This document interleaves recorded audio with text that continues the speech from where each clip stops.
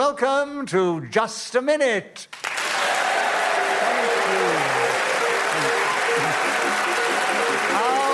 Hello. My name is Nicholas Parsons, and as the minute waltz fades away once more, it's my huge pleasure to welcome our many listeners, not only in this country, but around the world, but also to welcome to the programme four exciting personalities who are going to play Just a Minute. And they are seated on my right, Paul Merton and Josie Lawrence, and seated on my left, Gyles Brandreth and Katherine Ryan. Would you please welcome all four of them? Beside me sits Hayley Sterling. She's going to help me with the score, and she will blow the whistle when the 60 seconds have elapsed. And we're going to begin the show this week with Paul Merton. Paul, the subject here is A&E. Tell us something about that controversial subject in this game, starting now. Well, they're two of my favourite vowels, A&E. You can keep the rest very money-fixated IOU. What's that all about? A&E. Beautiful. That's A&E for you in the middle of a word. A&E. When we hear those two vowel sounds, we sometimes think of people in the north being looking at something they don't quite understand. E-I-O. And so we now look towards the horizon. Gyles, challenge. E-I-O. Yes, absolutely right.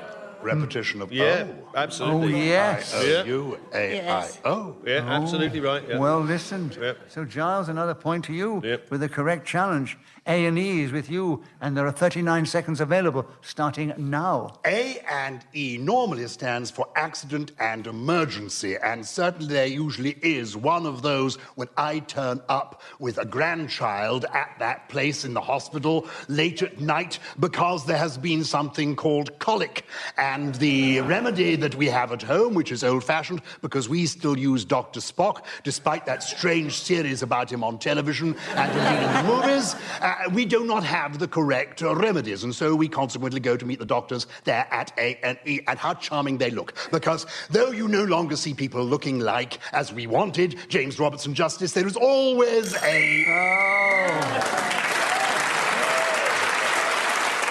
The whistle went as you finished, so you gained that extra point. And Katherine Ryan, you're new to the show. Yes. Welcome. So this is the first time for you to speak, and we've got a subject here which I'm sure you'll be... Oh, yes, with your Canadian background, I'm sure. Maple syrup. Yes. So will you tell us something about maple syrup in this game, starting now? Okay. Maple syrup. Can I interrupt you immediately? Uh-oh. When I say now, you start immediately. You don't... Otherwise, one of them will eventually have you for hesitation. Sure. Right. So we'll start again. I'll say... It's Canadian custom to pause respectfully when maple syrup is mentioned. And I will...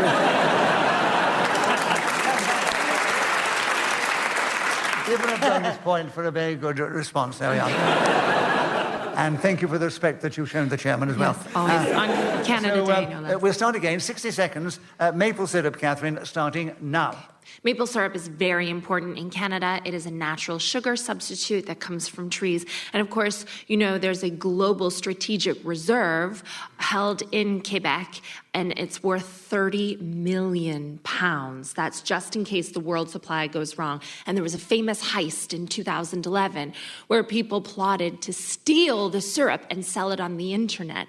And it was a global organization, and they took it over about a year until a local person exclaimed that there was too much traffic on the road around midnight. They were taking the barrels, which they knew were worth 13 times the price of crude oil, and replacing them with water. And only a quarter of the maple syrup was recovered in Ontario, New Brunswick, and in America, but none of the thieves so far have been put to justice. A few have been tried, but they haven't been able to get them. It was a big deal in Canada because...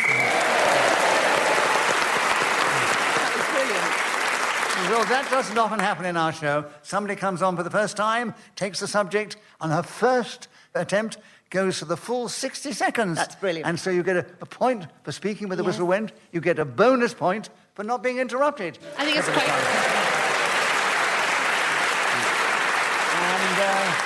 I think it's terribly patronizing, if anything. That's how we are towards Canadians in this country. And... Gyles, we're back with you to begin. Oh. The subject, the pyramids. Oh, yes. Tell us something about the pyramids in this game, starting now. When I was on my maple syrup tour of Canada back in the 1960s, I went to an extraordinary concert in Ontario where the Pyramids were performing. They were a remarkable beach band, as I recall, and after the entertainment, I met Skip Mercier, the man who founded the group, and introduced me to some of his amazing music. The noise he made... Paul Shannon. Did you say Makes music. Did you not hear that, Nicholas? Did it not reach you? No.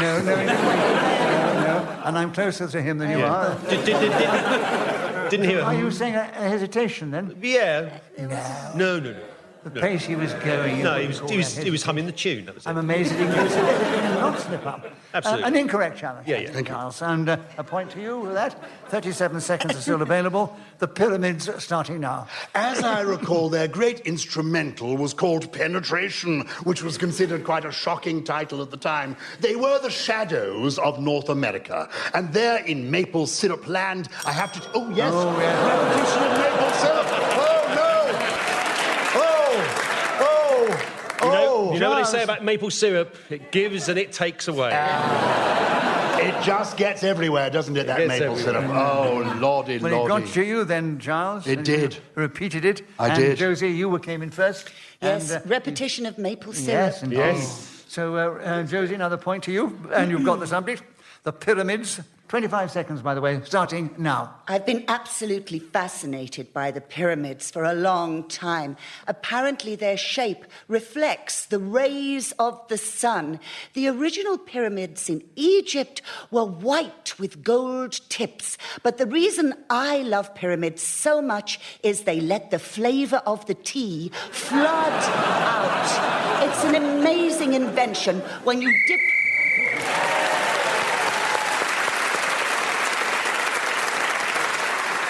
So, Josie was then speaking, so whistle went, gained that extra point, and she's taken the lead at the end of that round. Paul, we're back with you to begin. The subject now is the X Factor. Tell us something about that in this game, starting now. The letter X is one of the most versatile of all the letters, I suppose. It can indicate no publicity if you mark an X in the Paul's coupon box that used to be, or indeed it can suggest something sexual. X-rated films designed for adults only. Espresso Bongo was the name of such a picture which tried to indicate to its audience that there was going to be some heavy action happening within it. And of course, it was corruption of the real word, which should have been espresso. But you still find people today use the thing that was once used as Josie, you challenged. repetition of use. Oh, yes, very quickly. But you did go for 40 seconds. Well Well, done, that's not Paul. bad. Right. So there's 20 seconds left, Josie. You have a correct challenge. You get a point for that. And you take over the subject of the X Factor. 20 seconds starting now. Of course, when I think of the X Factor, it's the TV show with Simon Cowell in his high-waisted trousers, Louis Walsh and those two other girls, one called Cheryl who keeps changing. Paul challenge. Well, you mentioned Simon Cowell and Louis Walsh, and then you said two other girls. So...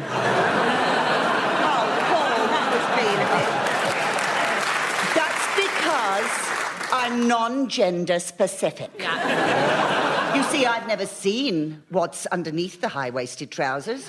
So Josie, how do I that's know? a very clever way of trying to get out of it. But technically speaking, and for logic, I'm afraid, which we do deal with here in just a minute, it is not correct. So Paul does have a correct challenge, and he has 15 seconds still available. The X Factor, Paul, starting now. X's mean kisses in today's day and age. If you get a birthday card from an aged relative and there's a whole row of X's, one... Giles challenge. X's. Oh, yes. Yes. The multiple X's as opposed to the Yes. X Factor. X Factor is singular, and he's gone for the plural. There's someone who's played the game a few times before, isn't it? Right. So, Giles, the correct challenge. A point to you, of course. And you have 6 seconds still, if you want it. The X Factor starting now. As the founder of the National Scrabble Championships, I'm very aware of the X Factor and its power, giving that letter 8 points in the game. In this game, whoever is speaking when the whistle goes gains an extra point. It was Giles Brandreth. And who is it to begin now? Oh, it's Josie. Oh, this is an erudite subject. What? I think you may know something about it, though, Josie. Schrödinger's cat. What? Schrödinger's cat. Schrödinger. Schrödinger. Is that the right pronunciation? Schrödinger, Schwinger. Oh, all right. Oh, she knows about it, I hope.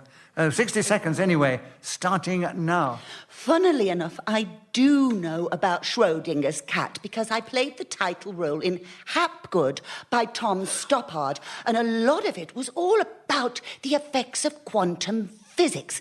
Now, Schrödinger was a philosopher, a scientist. He had all these intellectual mates, and they were sitting around a table one day, and he said, "I've got a thought experiment. Now imagine a cat, and I'm going to put him in a metal box with a Geiger counter, a little knocky metal thing, a piece of radioactive material, and a glass bottle containing poison. At some point, one of the atoms will start to decay. Then the hammer will knock the file, the toxins will be released, and the little poor cat will die. But is he alive or is he dead until this little... Oh, Paul. I know, it's a shame, isn't it? I did, for those few seconds, sound bloody clever, though. Yeah, you did.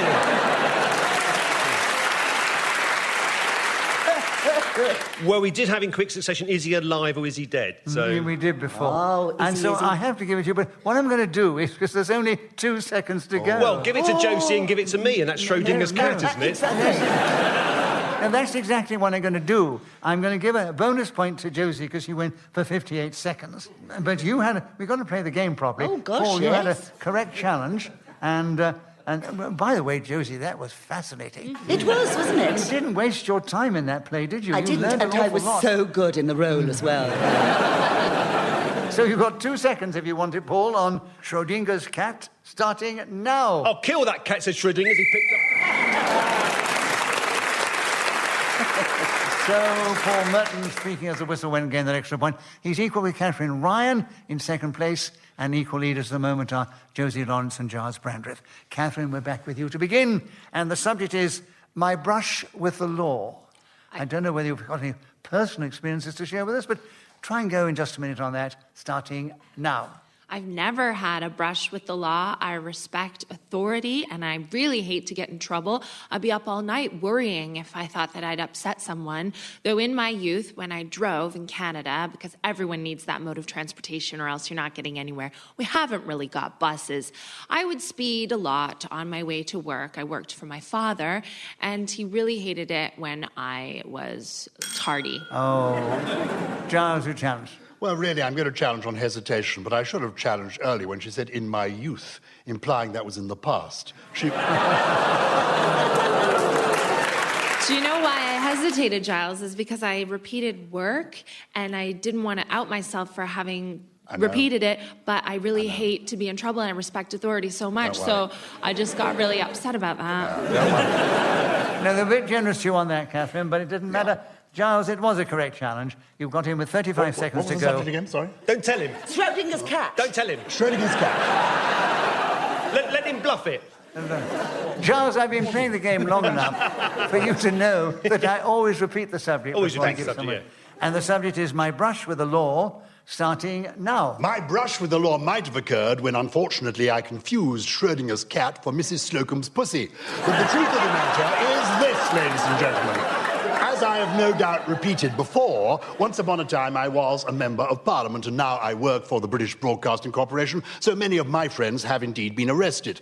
My only brush with the law thus far has been when I did dress up as a policeman, hoping when I was a boy to be an extra in Dixon of Dock Green. This was a drama about detectives and coppers set in a place in a suburb of London, starring a wonderful actor...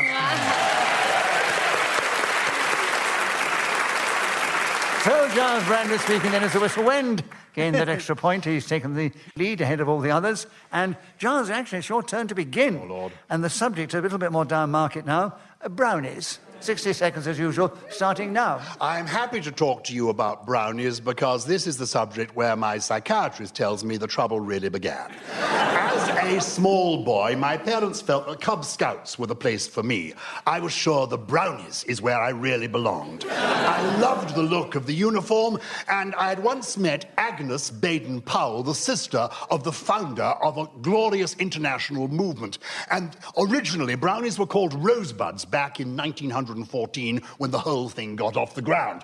And I considered myself to be a natural brownie. I had a pixie look, a slightly brown, furtive face. I thought, this is what I'm going to be, a little fairy boy dressed in this beautiful brown. And Paul challenged. You must be very well pleased with the way it's turned out. So, Paul, that deserves a bonus point. A bonus point for Paul with that. But have you got a challenge within the rules of just a minute? No, I don't think I need one particularly, but... No, I don't have a challenge. No, you can retire on that round of applause. So, Giles, you were interrupted, so you get another point, actually. And you've got 19 seconds still on brownies starting now. The joy of joining the brownies is that we were taught to make brownies as well. A delicious food done with maple syrup can be quite extraordinary to the taste.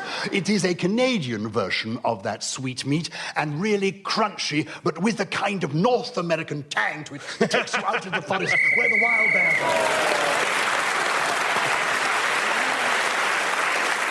So Giles is storming ahead. Another point for speaking as the whistle went. He's increased his lead at the end of the round. And Paul, we're back with you to begin. Oh, the Lyons share. You tell us something about that subject in this game, starting now. I went to see the musical The Lion King some time ago after quite a heavy lunch, and as I was sleeping away in the theatre, I was suddenly woken by the antics on the stage as one character said to the title-named person, "We thought you were dead," in our story, and I suddenly realised I didn't Josie, yes. Realise and realise. Realise, yes. Although I didn't actually say realise, so that's a No, try, but you were gonna. so that's a wrong challenge. Hesitation. Yes, but you challenged for repetition. Well, lady can change her mind. You can't, actually. You came in just a fraction too soon. I know you're sitting next to him and you anticipated what he was going to do, but within the rules of just a minute, I'm afraid I have to give the benefit of the doubt to Paul. Okay. It's not a very popular decision, but it's true, isn't it? It's true. Josie, we'll give you a bonus because you were pretty close, but you didn't get it right. Paul, you were interrupted before you got there, and you get a point for being interrupted. And you have 42 seconds on the Lions share starting now. I'd had too much pudding, that was the trouble. That had sent me into a deep slumber. As I saw creme brulee upon CB, I realised I was stuffing... What's Josie got in this time? Repetition of realised. Yes. No, he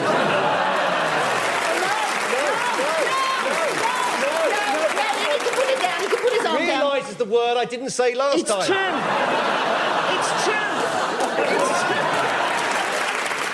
It's true. I realise that now. Sorry, Paul. So he You was can challenge me interrupted anytime you like, again. Josie. So Paul was still with you. Yep, Yeah. right, yes. Yeah. I'm And you've sorry, still got mate. the Lions share. Yeah. You still have 33 seconds. Really, it seems to be going on for a long time. Starting now. On safari, I looked at the lions as they tucked into the antelope. There was one particular that had more than his fair share. He thrust aside his brothers and sisters and chomped into the already dead meat. I averted my eyes, but I had to look again. I was employed as a hunter. I was there to keep the rest of us safe. Suddenly, the lion looked me straight in the eyes. I could see the sweat palpitating in my very throat as he grabbed me by the legs and pulled my trousers off and ran off into the forest, wearing my jeans, I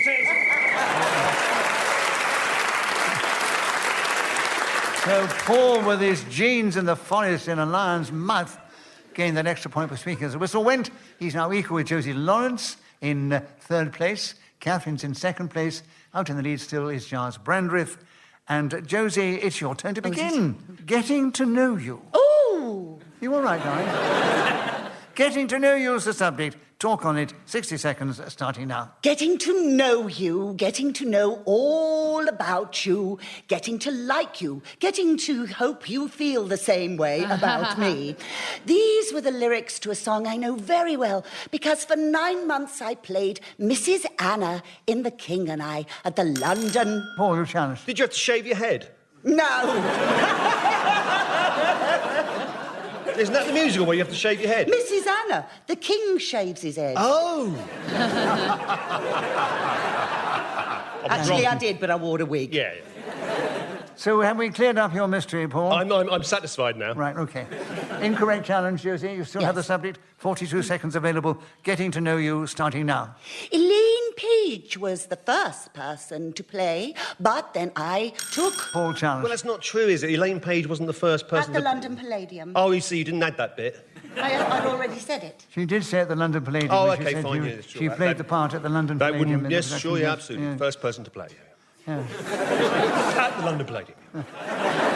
Incorrect challenge. Oh, Katherine, you challenged. But is there a repetition in played? Yes, there was, but we can't have retrospective challenges. Well, just take... You want me to break the rules and give her a point? Don't break the rules. Be careful what you vote for, won't you? So I don't know what I do now, because it's going to be murder and hospitality later.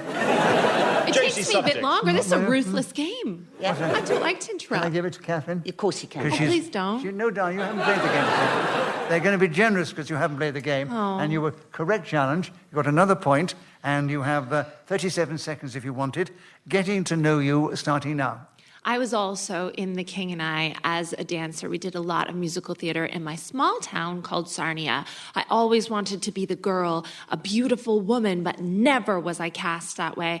I was a guard that came along to chase Eliza down the river. Poor Eliza, who will save her? Oh, yeah. Paul challenge. Oh, repetition of Eliza. Yes, for Eliza, right. I thought that was My Fair Lady, Eliza. No, she's one of the... Oh. Who will save her? Only Buddha. In the ballet. In the Oh, in the ballet, ballet. Uncle Tom. Well, Oh, Will. I'm so sorry I missed this. It's all right. You can see me on YouTube singing Getting to Know You, by the way. So have we finished? We can the see you on the theatrical- tube singing. Yeah. That's how I make most of my money. You're a busker. Right, end of the theatrical banter. I've never heard it called that before. Who challenged? I did. Right, Paul. And 19 seconds are available. Getting to know you, starting now. In this day and age, there are many different ways that people can get to know each other via social media, or maybe the old-fashioned method of going to a pub or a restaurant and meeting somebody face to visage. At this point, you can talk to somebody and say, I can see by the colour. Oh, Giles. Repetition of somebody. Yes. Yes. Yep, absolutely. Gosh, there he goes again. 4 seconds to go. Correct challenge, Giles. Getting to know you, starting now. Playing strip poker is an extraordinary way of getting to know you.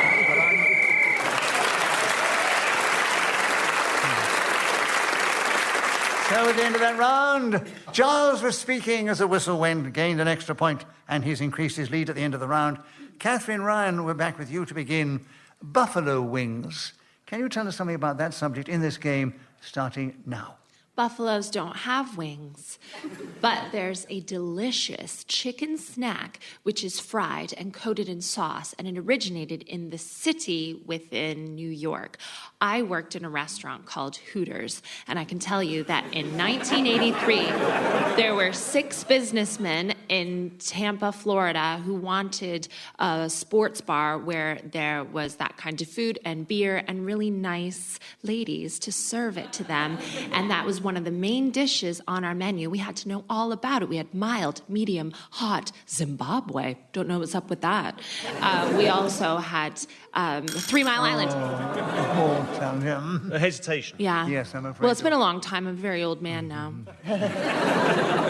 Anyway, you did go for 40 seconds. Well done, Katherine. Thanks. Paul, you got in with 20 seconds to go on Buffalo wings, starting now. Show me at a home with a buffalo roam and I'll show you a house full of crap. Now, this was a song written by the great country and western singer Joe Sullivan in 1948, and his band Buffalo Wings took over the whole of Louisiana that year. There wasn't a single musician in the entire area who wasn't enthralled by the sound of this mighty band. Buffalo... Oh, Giles, chance. Or repetition Bang, of. yes. Yes, Yeah, yes. absolutely. Giles, you're getting very clever at getting in with just half a second to go.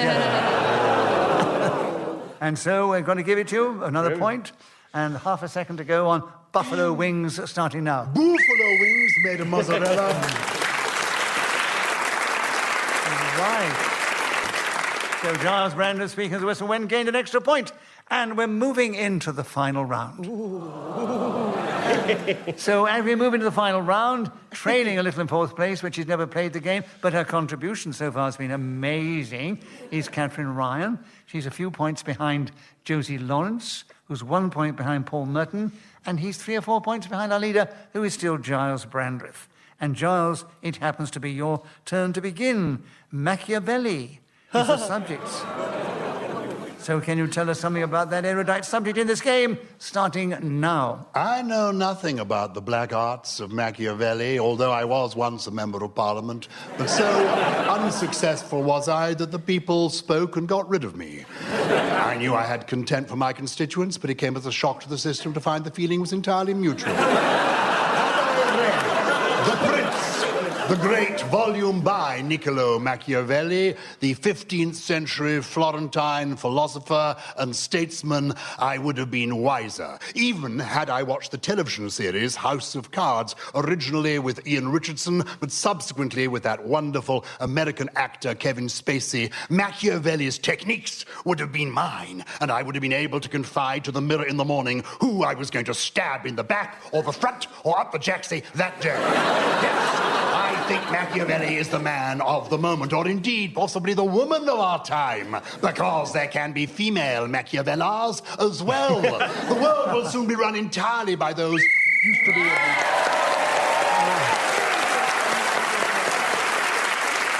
So Giles Brandreth is then speaking of the whistle when gained an extra point for doing so, and also gets a bonus point because he was not interrupted. He went for the full 60 seconds. And I said at the beginning of the round he was in the lead. He's now increased his lead, and he's turned out to be our winner, Giles Brandreth.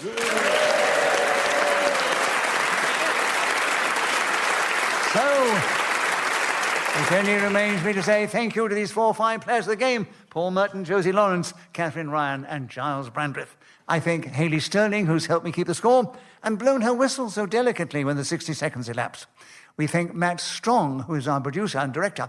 We're indebted to Ian Messiter, who created this amazing game. From me, Nicholas Parsons, and everyone else, tune in again the next time we take to the air and we play Just a Minute!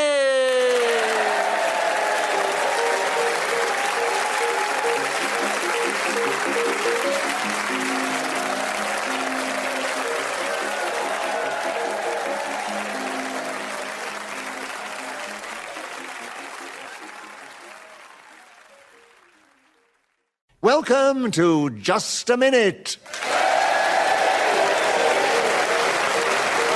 Thank you. Thank you. Thank you. Hello, my name is Nicholas Parsons, and as the minute waltz fades away, once more it's my huge pleasure to welcome our many listeners, not only in this country, but around the world. And we welcome to the programme 4 exciting, dynamic personalities who are going to show their talent with words and language as they try and speak on the subject that I give them, and they try and do that without hesitation, repetition, or deviation. And they are, seated on my right, Paul Merton and Tony Hawkes, and seated on my left, Julian Clary and Zoe Lyons. Please welcome all 4 of them! Beside me sits Hayley Sterling, who's going to help me with the score and blow a whistle when the 60 seconds have elapsed. And we're going to begin the show with Julian Clary. Julian, the subject we're going to start with is Andy Warhol. Tell us something about that man in this game, starting now.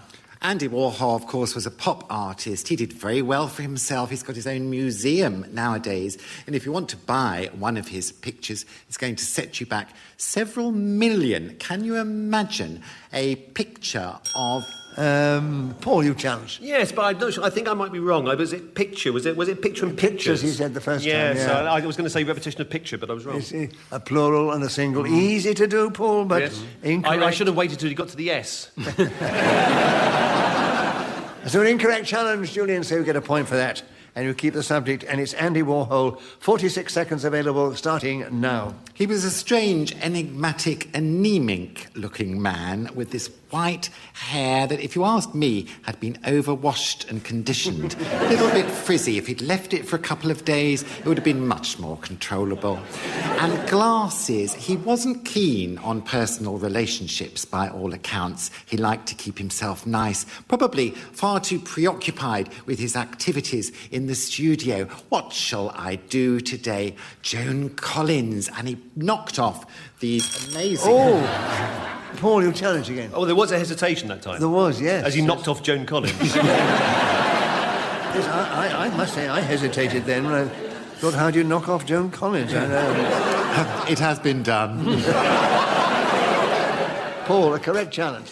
So you have a point for that, and there are 14 seconds available for you. Take over the subject. Andy Warhol, starting now. Andy Warhol came to prominence with his paintings of Campbell's soup tins and Marilyn Monroe, and artists and other collectors gathered around this magnificent artist and said to themselves, he is the future. We have seen something that we have not been...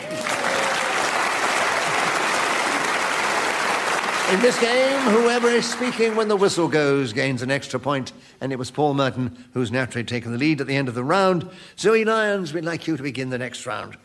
The subject is simply litter. Tell us something about that distressing subject in this game, starting now.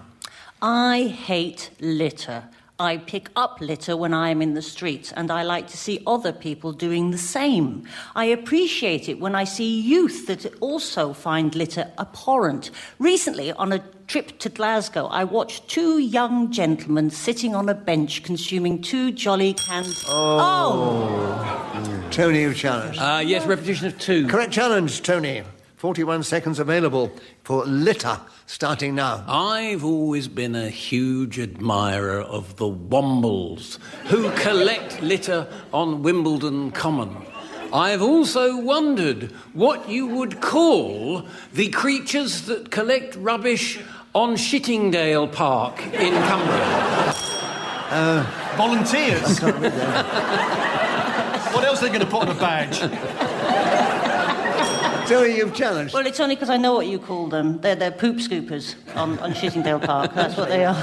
Yes. So what is your challenge within the rules of just a minute? I think I've broken the rules, Nicholas. I haven't been here long. The rules aren't... No, you can't break the rules. You can just not... I've bent the rules. Hesitation, did you say? Hesitation. It was a hesitation. Thank you, Paul. Well, I will bend them even further and say that was the correct challenge. I love these rules. And you've got the subject, Zoe. Back with you. 23 seconds available. Litter, starting now. People into the United Kingdom like to throw... Julian challenge first. Sorry, you said people earlier. Did I? Yes, you did. Did I really? Yes, it's very difficult. Your memory's a lot better than mine. Well, That's 2 minutes. completely... Yes, that's gone for me, love. I thoroughly enjoyed the 90s.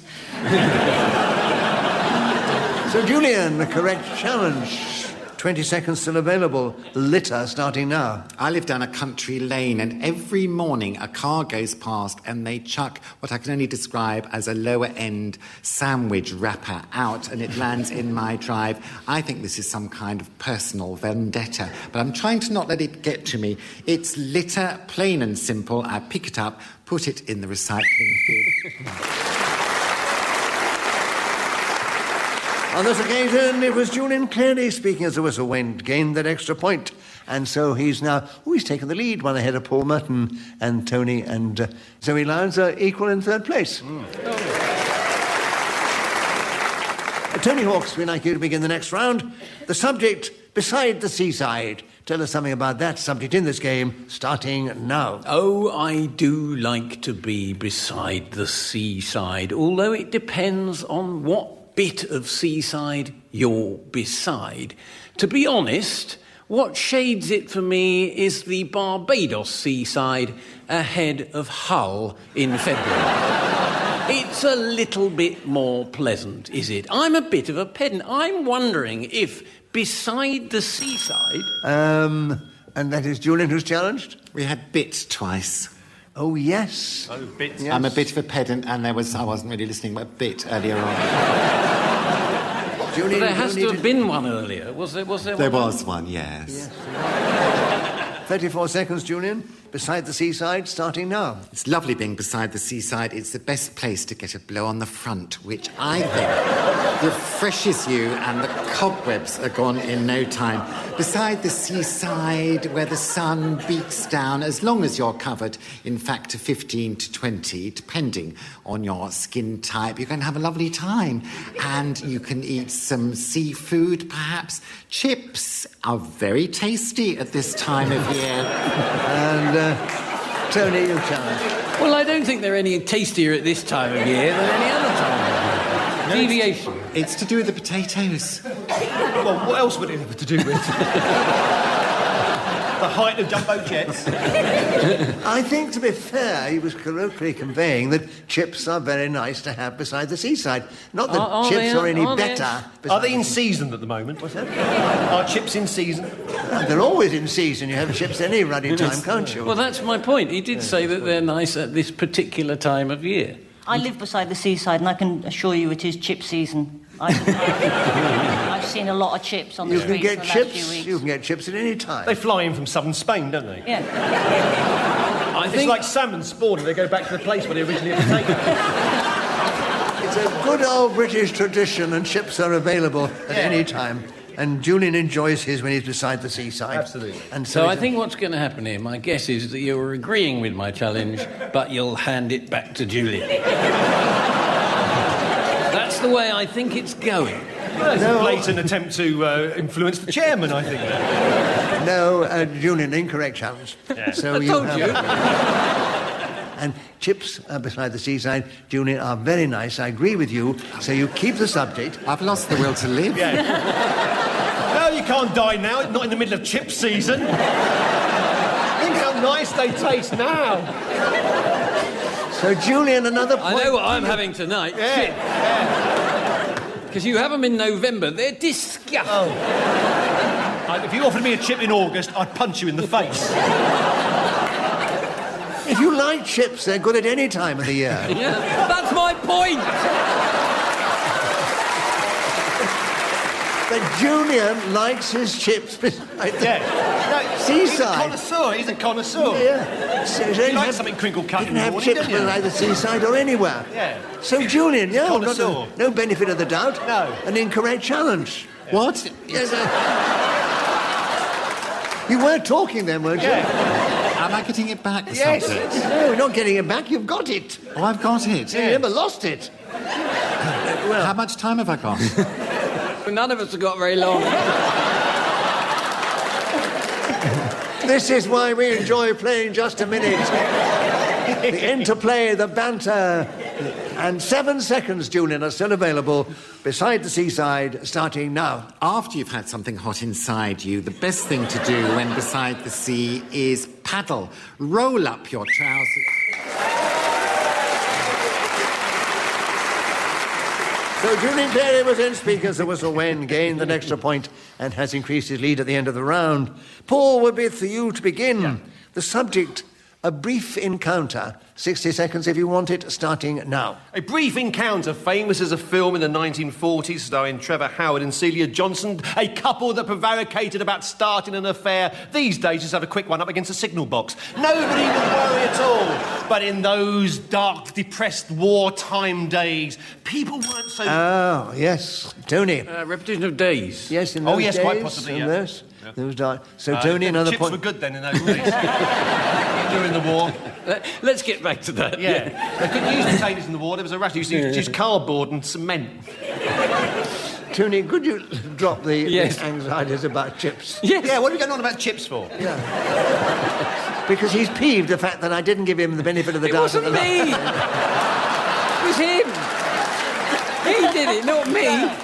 We should never. I should never mention chips again. Tony. Yes. You have a correct challenge. You have 43 seconds. A brief encounter starting now. There is many a brief encounter that has produced an important person in the world.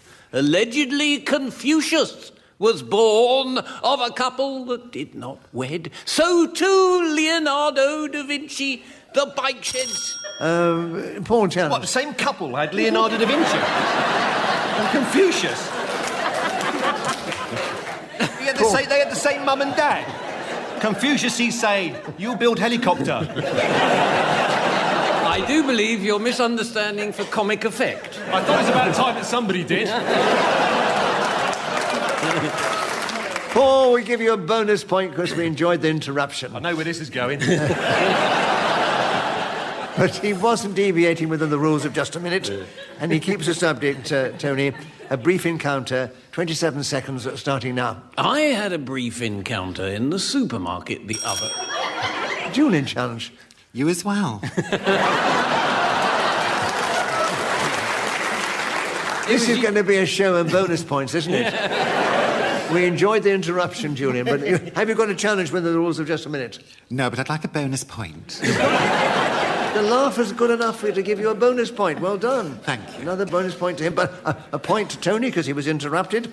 And it's still a brief encounter. 24 seconds, Tony, starting now. Some time ago, I'm not sure if it's the case now, but my dear friend Paul Merton had a very big screen in his home, and he used to invite other performers back to watch films that he loved. Brief encounter, he told us time and again, was one of his favourites. And when... Oh, Paul, challenge. Deviation, I hate the film.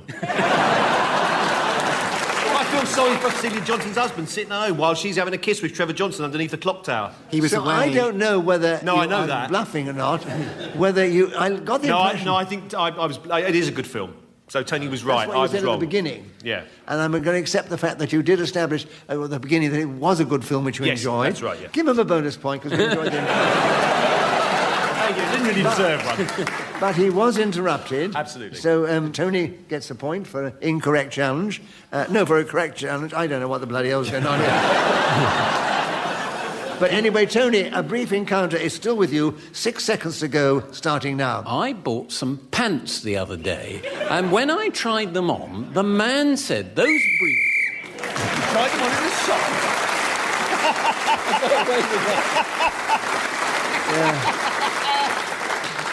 So what was the joke? Well, I was going to say, you tried his underpants on in the shop. That was deviation. Unfortunately, the whistle went before I could get That there. was the encounter part of the story. Yes.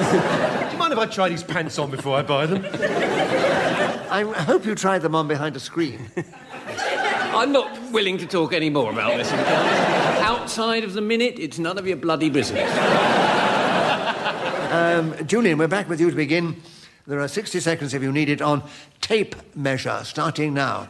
Very important on a first date to take a tape measure with you. I think the inside leg is of particular interest. I like a man who's blessed in that department. Anything under, well, I'd say about 28 would manage to take me on a second date, let's put it that way.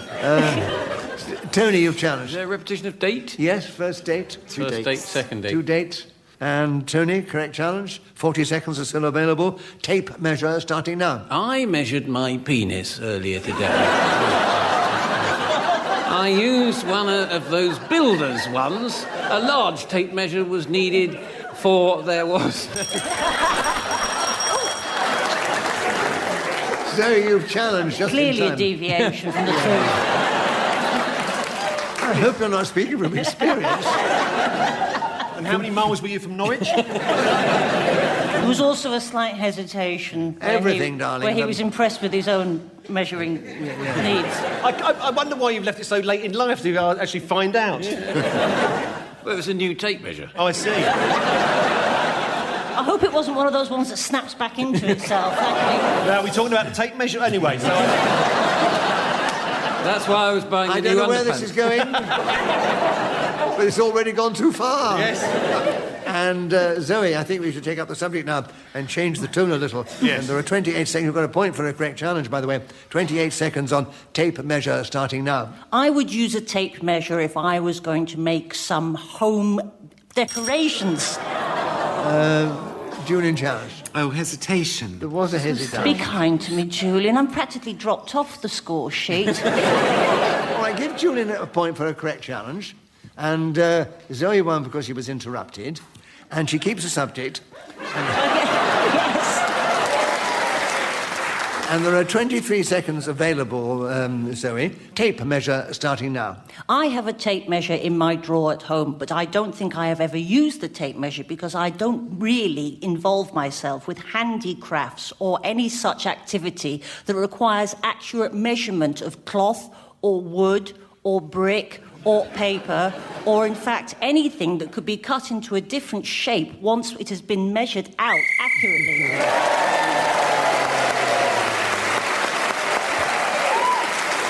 Well, you've certainly got this audience with you, Zoe. And you were speaking as the whistle went, and you have leapt forward, and you're still in third place. But you're equal with Paul Merton, great player of the game. And Tony Hawks, it's your turn to begin. And the subject is a midnight feast. You have 60 seconds as usual, and you start now. Take yourself back to the mid-80s if you can, and imagine an apartment in Edinburgh. 3 comedians are about to have a midnight feast. One of them is Paul Merton, the other Mark Steele, and then there is the beautiful Tony Hawks, who was also present. Paul, challenge. There's 2 of you. You have the beautiful Tony Hawks, and you have... So what's your challenge? He didn't mention chips. Have you a challenge within the rules of just a minute? No, not really. I didn't have much of a joke either, as it turned out. Oh, you liked it. Yeah, you liked it. No, I don't have a challenge, no. No, but we loved hearing from you. Give him Yes. a bonus point. Oh, that's Great. great. And Tony, you were interrupted, so you get a point for that. Keep the subject, a midnight feast. 41 seconds available, starting now. Sometimes a midnight feast isn't a good idea if you've only gone to bed at 11:55. It really isn't that much of a bonus in your life. However, I think one can play around with the timing a little bit in the meaning. Perhaps if you had a food at 3 in the morning, that might count. Oh, Paul, challenge. Well, it's not a midnight feast at 3 in the morning. No, it wouldn't be a midnight No, feast. it's deviation. Well, that was my point. I was trying to say, well, perhaps you could, you know, I know what you were trying to say, Yeah, but it I'm didn't not work you. within the rules of just a minute, Tony.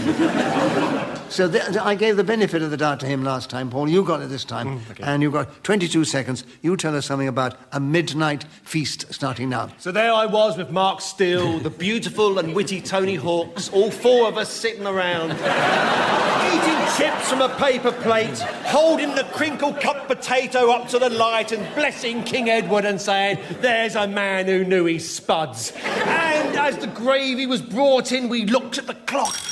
Julian, you've challenged. Was it me bringing in the gravy? I've got a distant memory. I don't think you were part of it, Julian, actually. I know he would like No, to I be part. was, because I was sleeping with one of the Tony Hawks. That was with the beautiful Tony Hawks. That's the one. Yeah, he's a cracker, he is. Very quiet, but he doesn't need to talk, basically, when you look like that. Whatever happened to him? Julian, have you a challenge, a legitimate challenge within the rules of just a minute? No, but I thought you'd like to hear from me, as you I know. said. Give him a bonus point. I've given more bonus points in this show than every other show I've done. And who was speaking then? I was. It was Paul Merton. So he was interrupted. He gets a point for that. And he's only got 2 seconds to go on the midnight feast starting now. The individual marshmallows... So Paul Merton, speaking as the whistle went, gained an extra point. And Zoe, we're with you to begin. And the subject is, let them eat cake, starting now. Let them eat cake is what Marie Antoinette apparently shouted at the peasants as they were revolting behind the gates because they had no bread to consume. Let them eat cake, she demanded. It was a hard thing to say at the time. I think a harsher comment in today's environment where so many people are clearly gluten intolerant and cake is not an option for their dietary requirements. I live in the Brighton and Hove area of the country and I am surrounded by people who can no longer even look at a croissant in the same way. I myself am not a massive fan of cake because it is usually associated with some sort of festival activity that I don't want to be part of. A birthday, for example, or indeed a wedding where you get 3 tiers of cake that have been lovingly and very expensively put together only to be sliced to bits and left on bits of paper plate around the room.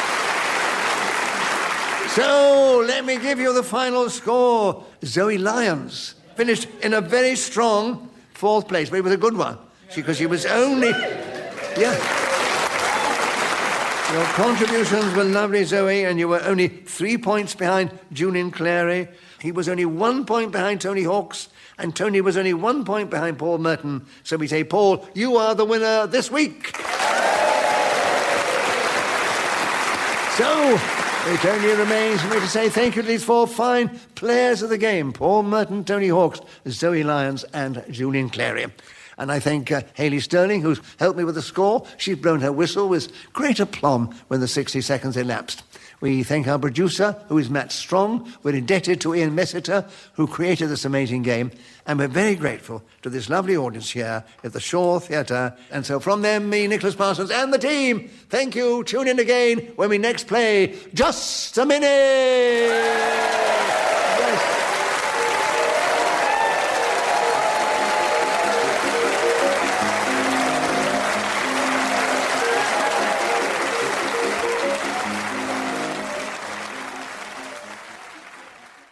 Welcome to Just a Minute.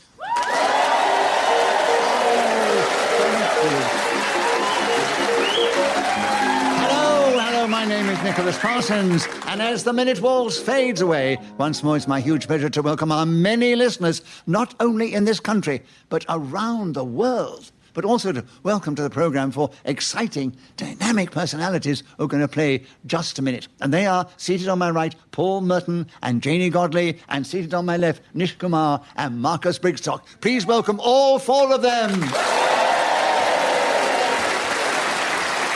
Beside me, it's Hayley Sterling. She's going to help me with the score. She'll blow the whistle when the 60 seconds have elapsed. And as usual, I'm going to ask them all at different times to speak on a subject that I give them, and they will try and do that without hesitation, repetition, or deviation. And this particular edition of Just a Minute is coming from Edinburgh.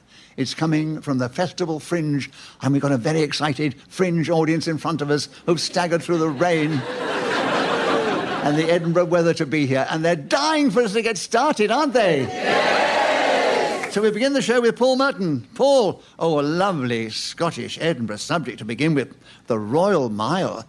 Tell us something about that subject in this game, Paul, starting now. As Queen Victoria made her way round the streets of London in heavy disguise, she travelled about a mile when she found herself in front of the house of her Russian lover. Nicholas Parsons, diplomat, concert pianist, 24-hour plumber, was an extraordinary figure. He was a bitter man back in his homeland. His father had been hung by the Bolsheviks and could no longer find a pair of trousers that would fit him. Her Majesty grabbed him by the hand. The two of them traversed another mile, and then she said to her companion, "Take me to the finest music hall in the capital. I want to see the great Boffo, the magnificent man whose act consists of swallowing household electrical goods years before they'd been invented." It was the most extraordinary performance, and the two of them kissed in the moonlight, and they knew that forever they would be in love. This was their story. This was their time.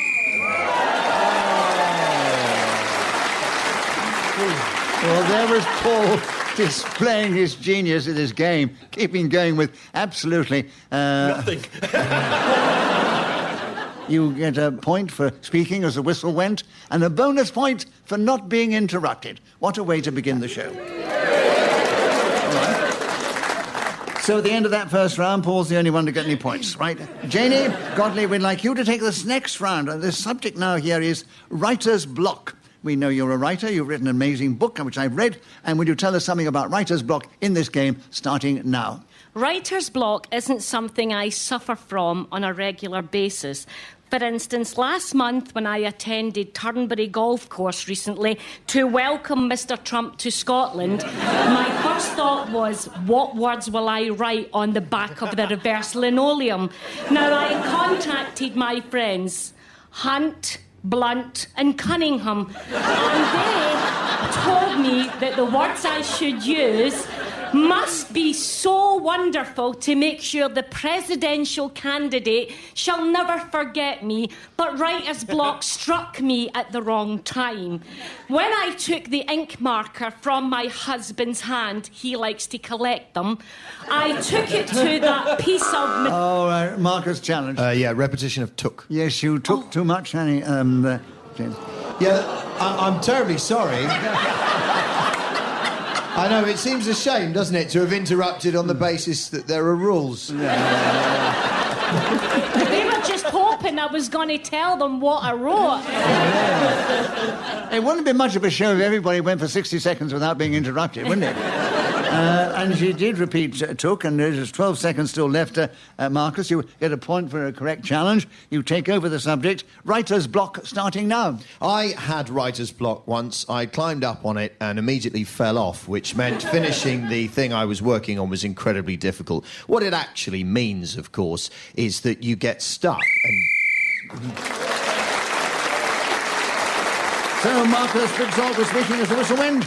Gained that extra point, and he's now got 2 points. Paul's got 2 points. The others have yet to score. And Nish, Kumar, we'd like you to begin the next round. There are 60 seconds available if you want it. And the subject is blowing in the wind.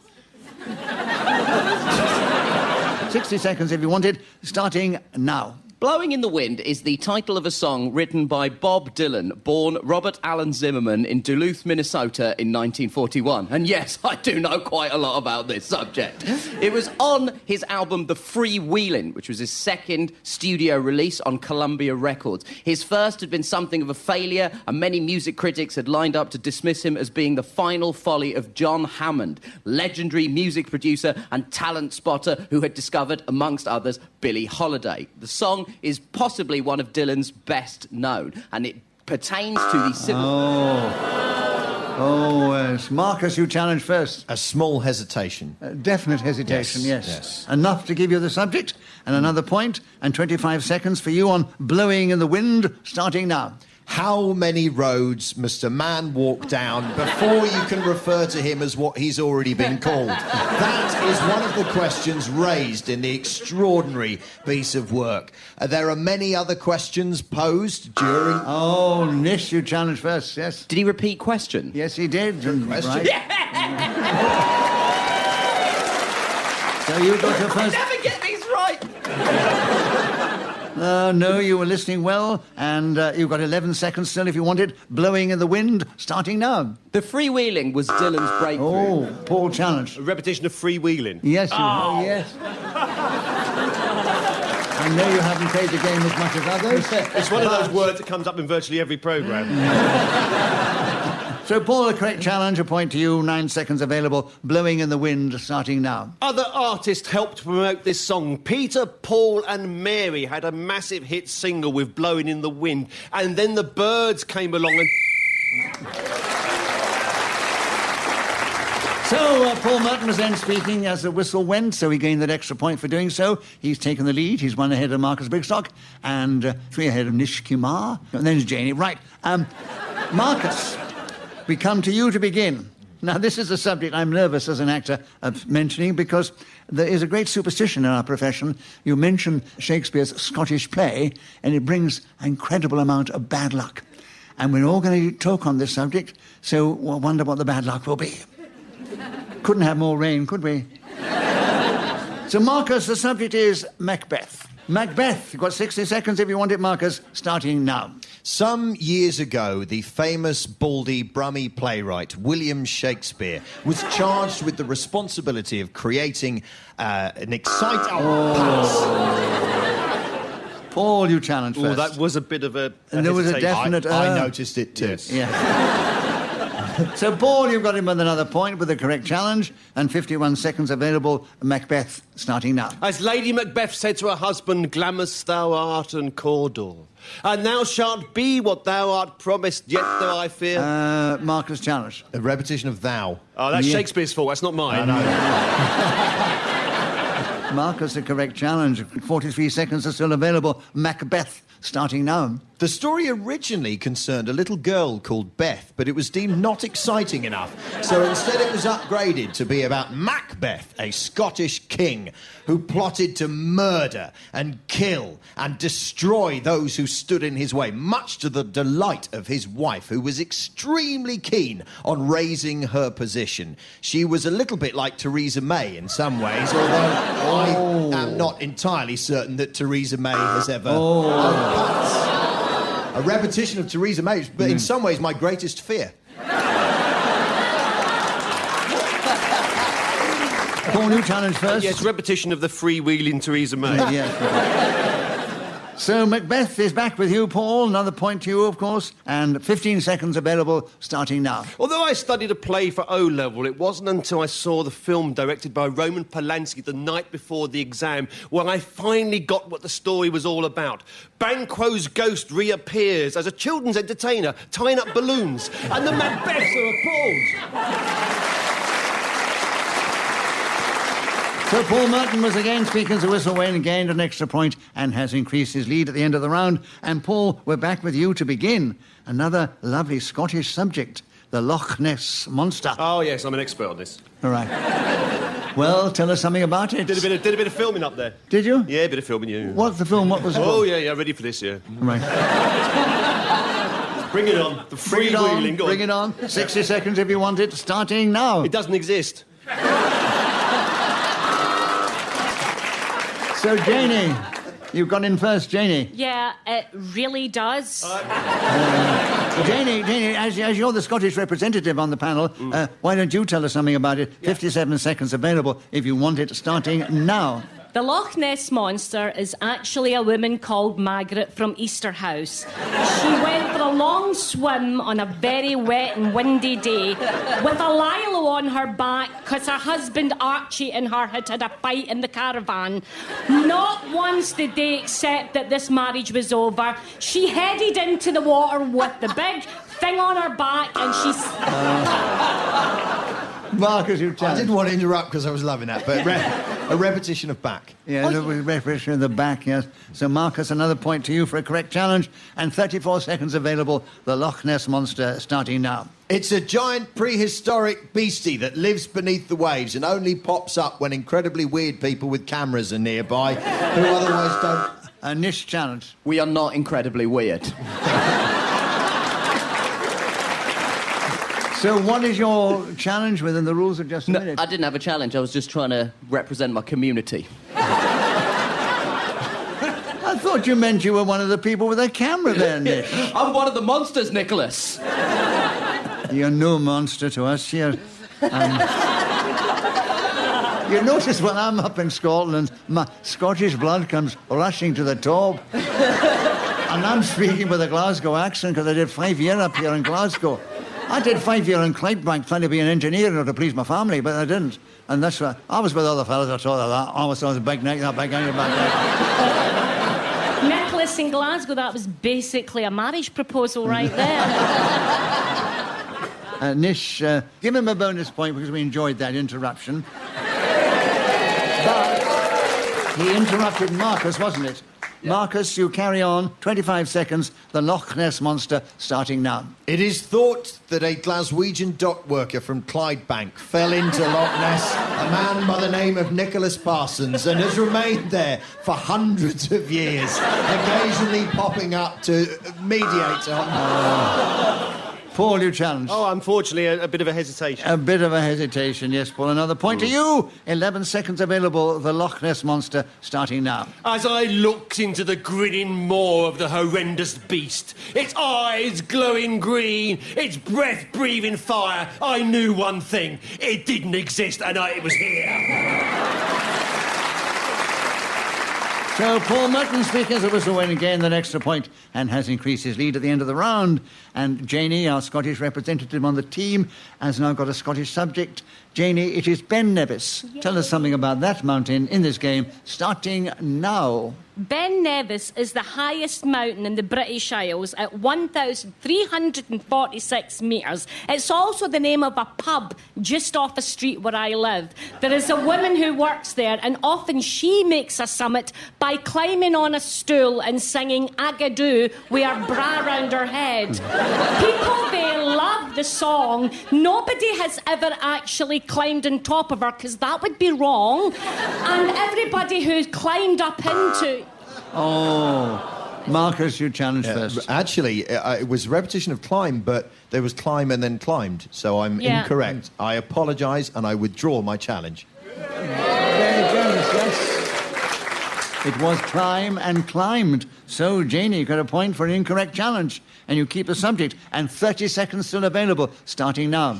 Ben Nevis is a place I've went camping. I hated it. It almost ended a relationship between me and the man that fathered my child. Nobody should be in a tent at any point of their life, especially when the toilets are so far away, you feel as though you're walking back to Glasgow just to have a wee quick look in the loo. I hated the fact that the camping... I interrupted myself.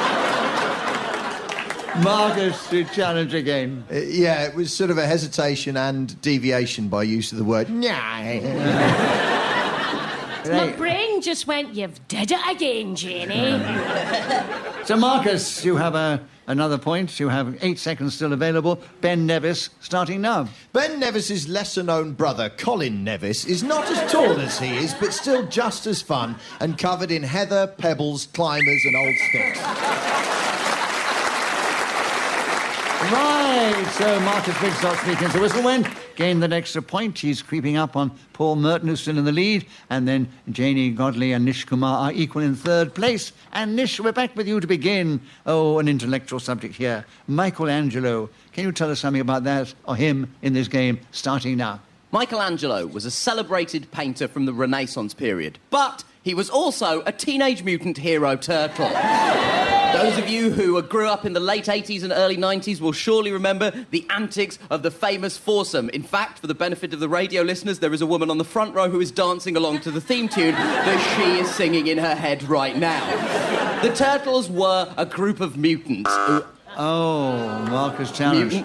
No, repetition of turtles. Oh, yes. Correct. So, correct challenge to you, Marcus. 36 seconds available. Michelangelo, starting now. Michelangelo's lesser-known brother, Colin Angelo, is not as tall as he is, but just as fun and easily climbable, covered as he is in heather, pebbles and sticks. He wasn't a brilliant painter, but he did some lovely colouring in and very rarely went over the lines, which is to his... Oh, Paul challenge. Well, I think this is deviation, because obviously Colin is a man in his own right, but we're talking about Colin Angelo, and it's really Michelangelo. That's a good point. Ah, you mean the subject is Michelangelo, and he started talking about Colin. We had a lot about Colin. Yeah. As much as it's nice to hear from him. Yeah. So that was deviation. Well, I think so. Listen, yes, you understand the game very well, Paul, after all these years. 20 seconds are available, Paul, on Michelangelo, starting now. Colin Van Gogh turned to his brother and said, Michelangelo is the finest painter. Nish, you challenge. I was going to say deviation, but I didn't reckon with how quickly you would get back from Colin to Michelangelo. As Nicholas says, I've played it a few times before. So an incorrect challenge. He gets another point, but well attempted, Nish. We enjoyed the interruption. And 17 seconds for you, Paul. Michelangelo, starting now. Michelangelo looked out at the top floor of the window where he lived. That doesn't make sense. What do you mean the window where he lived? Marcus challenge. Rubbish. Yeah, deviation. Absolutely. Nonsense. More like a hesitation, I'd have thought. Absolutely. 12 seconds, Marcus, on Michelangelo, starting now. If you have ever stared up at the roof of the Sistine Chapel, you're doing very well, because it's the ceiling you should be looking at, to be perfectly honest. He did a tremendous job of long brushes, painted it. So Marcus Brigstocke was then speaker as a whistle when gained that extra point, and he's only 1 point behind our leader Paul Merton, and Janey, Godley and Nish Kumar are equal in third place. And Marcus, we're back with you to begin another Edinburgh subject, the tattoo. Tell us something about the tattoo in this game, Marcus, starting now. The Tattoo is a magnificent event that takes place up in the castle here in Edinburgh. If you like seeing bands marching up and down and turning around and going back to where they started whilst also playing instruments, it's absolutely up your street. The most extraordinary number of people gather to see the same thing happen again, and after that several more times in the same way, but also slightly altered because it attracts different military outfits from around the world who enjoy coming here to Edinburgh nearly as much as I do, although they're not as disrespectful to the locals as I am, risking a lynching by dissing the Tattoo, which is easily the most exciting event, apart from the show I'm doing at 9:30, Pleasance Beyond. By the time this is broadcast, I'll have finished, and literally probably, but not on this minute, which is about the Tattoo. I've actually had a tattoo of the Edinburgh Tattoo tattooed on my back.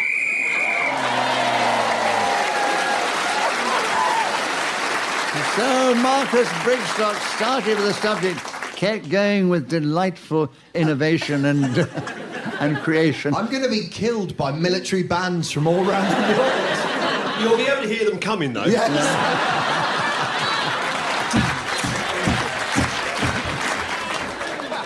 And you kept going magnificently till the whistle went without being interrupted. So you get a point for speaking when the whistle went. And you get a bonus point because you were not interrupted. And you've taken the lead ahead of Paul Merton. Only 1 point ahead. No, another risk. Janey, it's your turn to begin. The subject is spaghetti hoops.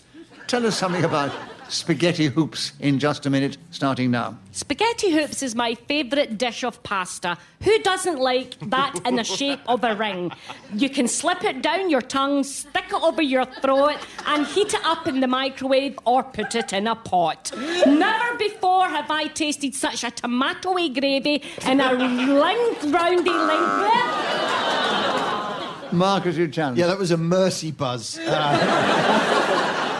Why? On the basis of hesitation. I don't think there is much I can say about spaghetti hoops anymore. I am absolutely spent on the hoops. That's Right, it. OK.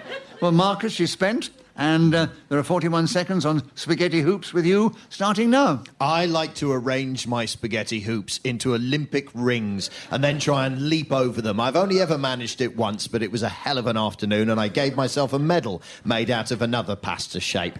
Spaghetti hoops were served to me as a child at school through a funnel, which I enjoyed very much.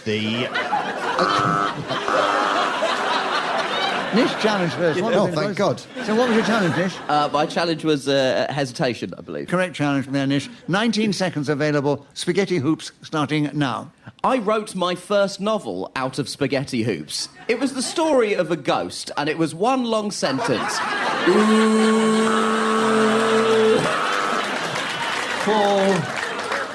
Paul, you challenge first. Yes, it's a repetition of ooh. Yeah. Extended vowels. Yeah. You should see a doctor about that. There's still 9 seconds, Paul. 9 seconds? 9. Brilliant. Spaghetti hoops starting now. Colin Spaghetti Hoops was a terribly unhappy man. He hated his name. Why couldn't he be like his brother, Michelangelo Spaghetti Hoops, the freewheeling Bob Dylan fan who loved him as a man? So Paul Merton, speakers of whistle went, gained an extra point, moved 1 point ahead of Marcus Brigstocke in that sequence, then Nish, Kumar, and then Janey, Godley. And Nish, we're back with you to begin. Oh, a very intellectual subject. Pavlov's dogs. 60 seconds as usual, starting now. Every time someone uses the phrase Pavlov's dog around me, I require a biscuit, for reasons that I don't fully understand.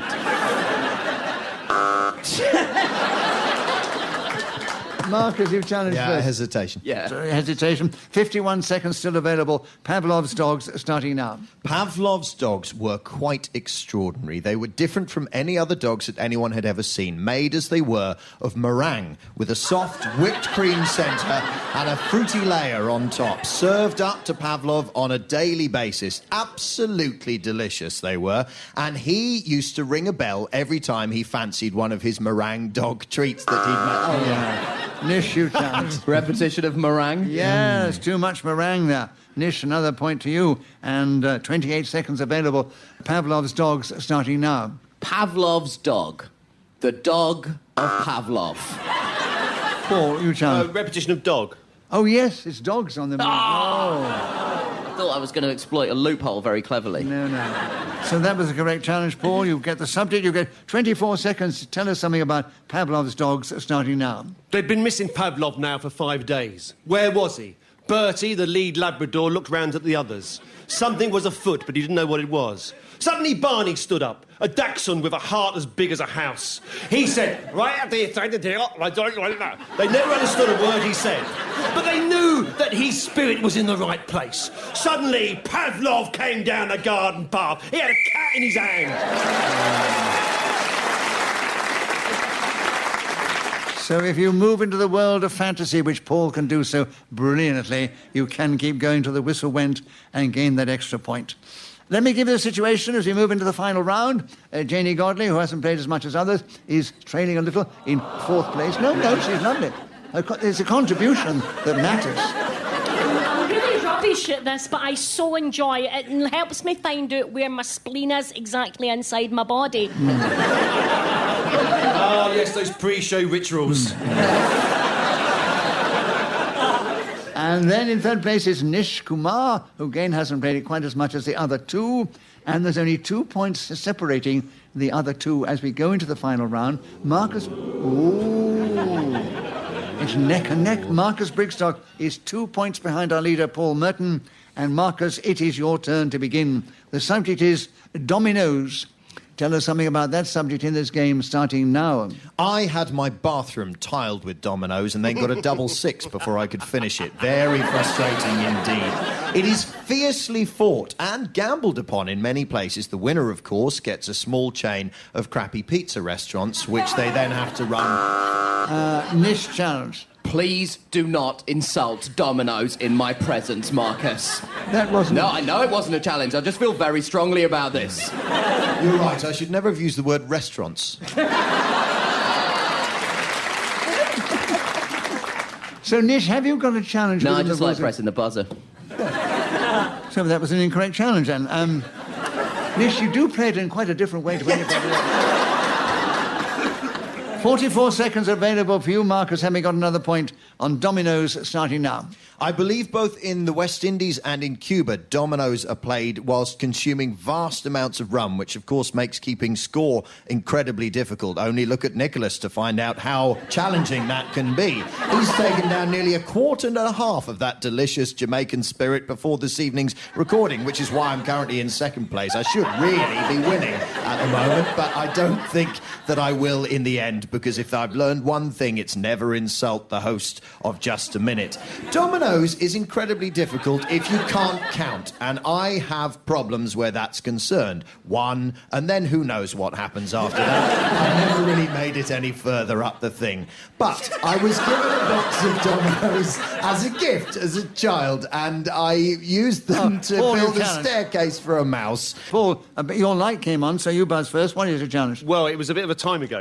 There was a... Sorry, I couldn't believe I hadn't been buzzed, but I couldn't hear one. I have to go back to March 1997. No. I thought there was a hesitation, but I've kind of forgotten what it was now.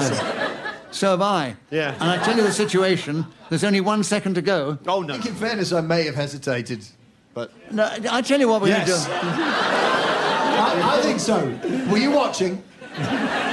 Give a point to Marcus Brigstocke, blow the whistle. Oh! And the reason I did that is because they've both been so good and so funny and so entertaining. I think it's very fair to say that Marcus Brigstocke and Paul Merton are equal in the lead, and they are our joint winners this week. So, we need to say thank you. These 4 fine players of the game, Paul Merton, Janey Godley, Nish Kumar and Marcus Brigstocke. And we thank Hayley Stirling, who's helped me with the score, blown her whistle with such delicacy. We are grateful to our producer, Matt Strong. We're deeply indebted to Ian Messiter, who created this amazing game. And we're really indebted to this lovely, huge audience here up at the Festival Fringe up in Edinburgh, who've cheered us on our way with such style and aplomb. Thank you, and tune in again at the same time when we play Just a Minute!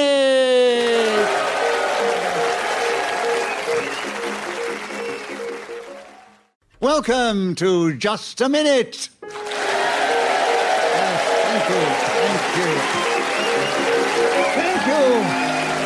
you. Hello, my name is Nicholas Parsons, and as the minute waltz fades away, once more it's my huge pleasure to welcome our many listeners, not only in this country, but around the world, but also to welcome to the programme four exciting, dynamic personalities as they try and speak on a subject that I give them, and they try and do that without hesitation, repetition, or deviation. And they are, seated on my right, Paul Merton and Fred Macaulay, and seated on my left, Marcus Brigstocke and Pippa Evans. Please welcome all four of them.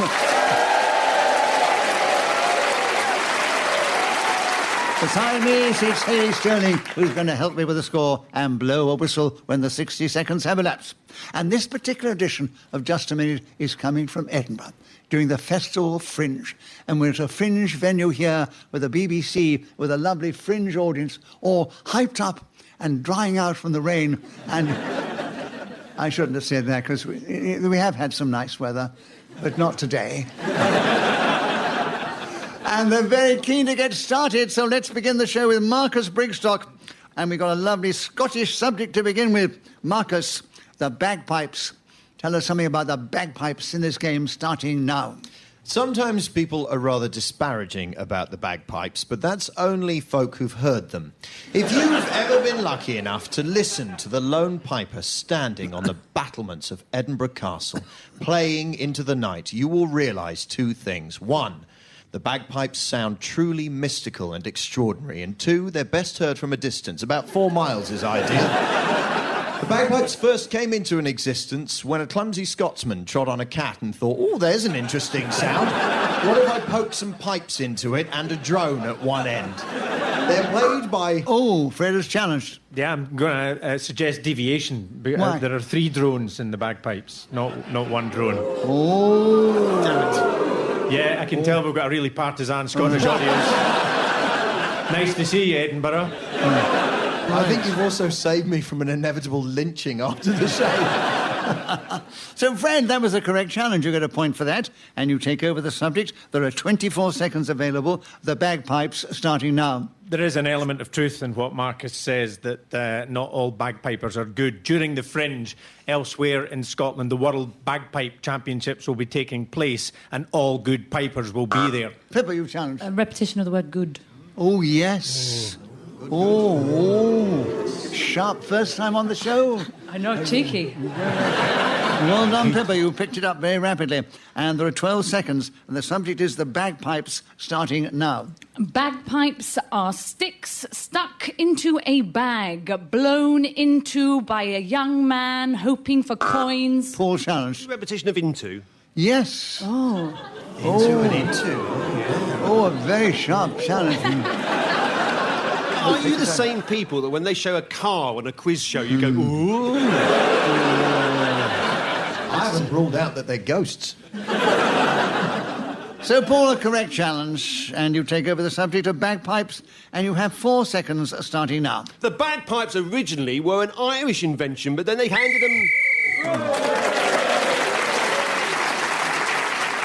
In this show, whoever is speaking when the whistle goes gains an extra point. It was Paul Merton. He's in the lead at the end of the round. And Pippa Evans, we'd like you to begin the next round. The subject is My Olympic Event. Tell us something about that subject in this game, starting now. If I were to enter an Olympic event, it would probably be hurdling on account of my enormously long legs. I suffer from Marfan syndrome, which is where bits of your body grow far too extremely. And my limbs can be seen to be longer than the Lord had hoped for. My arms are 10 centimetres externalised by Marcus, you've challenged. Yes, there was a slight hesitation, yes. I think there was... Sorry to interrupt, but I was just wondering, is this thing contagious? Yes, don't let me hug you, Fred. You picked it up from Mr. Tickle. No, that's a great challenge. Well done. And My Olympic event is the subject. 34 seconds starting now. My favourite Olympic event is the Kirin cycling, in which people on bikes chase Mary Poppins until she gets tired and gives up, and then they go hell for leather over the line, and no one's sure who the winner is. But if I were allowed to participate in the Olympics, it would have to be in an event eating cheese. I would sit and consume as much as I possibly could, beginning with cheddar and working my way through brie, camembert, Stilton, aged Gouda, Keir Philly, and all of the other delicious cheeses that I shan't mention here. Oh, yes, I heard that one. Paul? Was it a repetition of cheeses? Yes, you said cheeses. Cheese was and it cheese, you cheeses, said? I think. But I don't know for sure. No. Who was keeping notes over there? You were, thank you. I was keeping mental notes, and you are right. You said cheese at the beginning and cheeses later. So, Marcus, an incorrect challenge. And you have another point. And you have 3 seconds on my Olympic event starting now. I often wish that the commentators would add the word in.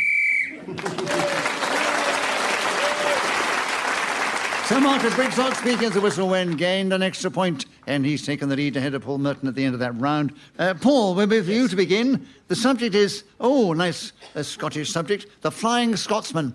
I know you love trains, but tell us something about that subject in this game, starting now. The first speedy delivery between Edinburgh and London was sometime in 1862. The Flying Scotsman as a train was, I think, sometime 1922, something like that. And it held too many somethings, wasn't it? Yeah, repetition of something. Yes, I didn't get started well there at all. Yeah. 47 seconds are still available, Marcus.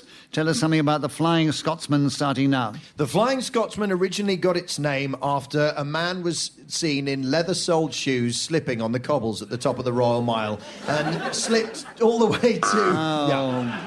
Paul, you challenge first here. Nonsense. I mean, it's hesitation all over the place. It's absolutely outrageous. So what's your challenge? Yeah, no way to play a game like that, no. Hesitation. Yeah, that's right. But what's all that... I'm on the wrong medication. Well, take more of it. It's funny.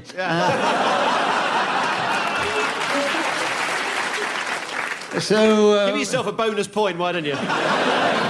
You have the Flying Scotsman back with you. 37 seconds still available, starting now. Ran over 100 miles per hour between those Waverley and King's Cross stations I mentioned earlier. And because the Flying Scotsman had a particularly clever device, the fireman and the driver would make their way back through the water tank. There's a special tunnel, which meant that they could then go non-stop. So other members of the crew would come through and relieve them. And I don't know if you've ever been relieved as you approach Berwick-on-Tweed, but there's a marvellous feeling. There's a head plume of steam, silver clouds emerge from this mighty roar. The powerful engine belches out its energy, and people say, that's the Flying Scotsman, that's why we're British.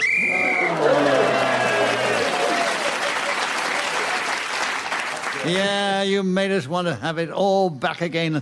Flying Scotsman coming down the East Coast line. I'm exhausted having watched you perform that. 100 miles an hour. At one moment I thought you were going to go, woo-woo! That would be repetition.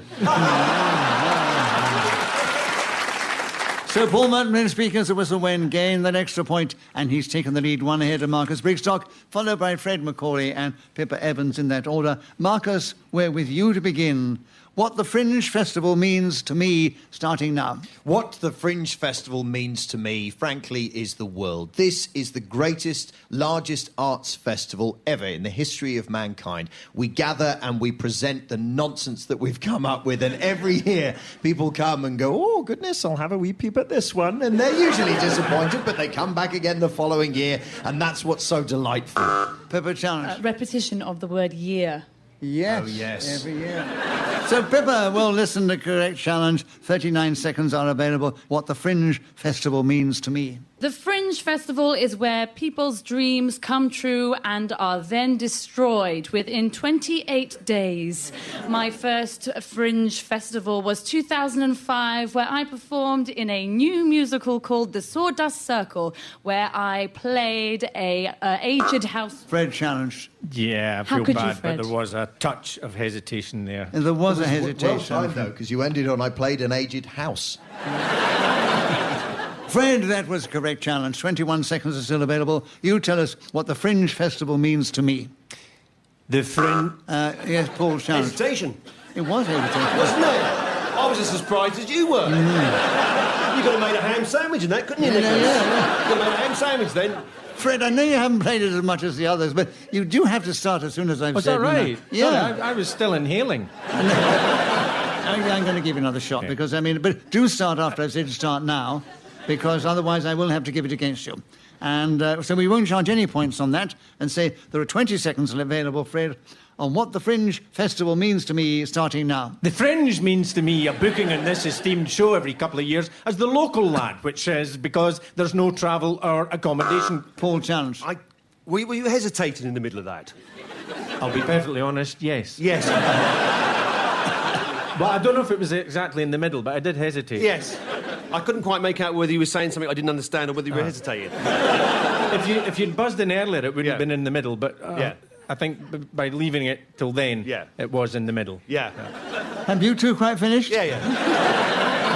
That's very generous of you, Fred. Paul, 11 seconds are still available. What the Fringe Festival means to me starting now. It used to mean pretty bad things, to be honest. In 1987, I broke my leg. I went to the hospital. I suffered a pulmonary embolism, and then I contracted hepatitis A. And my reviews that year were sensational.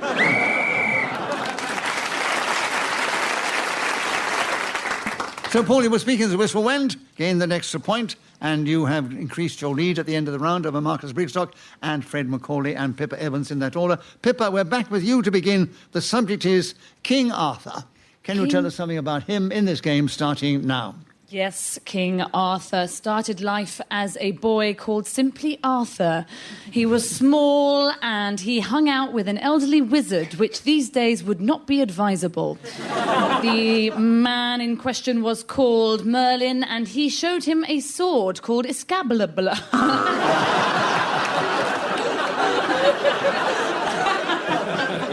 Well, he has a much nicer name than the actual one in his book. So, Marcus, your challenge. Yes, it was a repetition of blah, blah. So we've got a hesitation. So, Marcus, you've got King Arthur, the subject. 41 seconds available, starting now. I am Arthur, King of the Britons. These were my opening lines when I played King Arthur in Spamalot, written by Monty Python. It was ridiculously fun, and I had Frenchmen make farty noises at me over the barricades. It was such an honour to be able to enact a role... Pippa challenge. Hesitation. Yes, there was a hesitation and there, Pippa. also slight showing off. The musical didn't win any awards, Pippa. You mean unlike Showstopper the Improvised Musical, the winner of an Olivier? Oh, were you in that? Yes, I am, Marcus. And did it win an Olivier? Yes, it did. Oh, goodness me. How delightful to be next to Pippa, an award-winning musical theatre star. So, Pippa, who's showing off now? Oh, I just don't know, Nicholas. Oh, right, fine. Anyway, you had a correct challenge. We have 24 seconds. King Arthur starting now. Camelot, of course, is the best musical about King Arthur, in which Richard Harris played Arthur himself, and Julie Andrews played Guinevere, the most... Marcus challenge. Yeah, repetition of played. Oh, yes. Played twice. Marcus, Oh, yeah, hardball now. I may not have an Olivier, but I'm going to win this. So another point to you, Marcus, and 12 seconds on King Arthur, starting now. King Arthur was perhaps a fictional king. I can't be certain. I'm not as old as all that. I'm only 43. But King Arthur is revered in many circles around this country. And Pippa challenge. Hesitation. Oh, this is yes. getting vicious, isn't it? This is... Can I just say that I sent Marcus an email before this saying, have you got any tips for doing Just a Minute? And he said, just relax, have fun, brackets, P.S., I will crush you. Well, darling, that was a crushing challenge. And it's the correct one, and you've got in with 1 second to go. Good luck, Pips. You have 1 second to go on King Arthur, starting now. King Arthur. So Pippa Evans was then speaking as the whistle went. Gained that extra point. She's moved forward. She's still in third place, but she's catching up on Marcus Brigstocke, who's just 1 point behind our leader, Paul Merton, and Fred is trailing just a little. And Fred, we're back with you to begin. The subject is the Highlands. Tell us something about the Highlands in this game, starting now. Centuries ago in Glencoe, when the McDonald's were fighting the Campbells over the soup and burger concessions, somebody said, Wee Jimmy McCranky, what's those high lands called? And he said, that's the Highlands. And those flat bits behind you, that's the Lowlands. Not even noticing that he'd repeated the words, that's the... You shouldn't draw attention to it, Fred. I thought it was pretty obvious.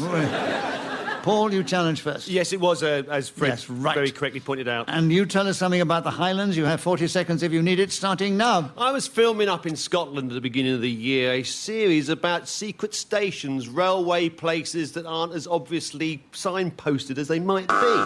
Pippa, challenge. Hesitation. No, it's not as definite as that, darling, but it was there. Yes, I bet. I think it was quite definite, Nicholas. I might be so bold. You are being bold, my darling. And I want the subject, and you've got it. With 30 seconds to go, the Highlands are starting now. The Highlands is up the top of Scotland, where the people... Well, Paul and Marcus, for once, both your lights came on together, so you I think challenged. we both had the same idea. Marcus, your challenge. Yes, hesitation. And geographical inaccuracy. So you've got 25 seconds, Marcus, on the Highlands starting now. The Highlands are where Scottish people go to play games. Scrabble, usually, but they got bored of that, so they started flinging big logs about and tossing cabers. Fred, challenge. Hesitation. Yeah.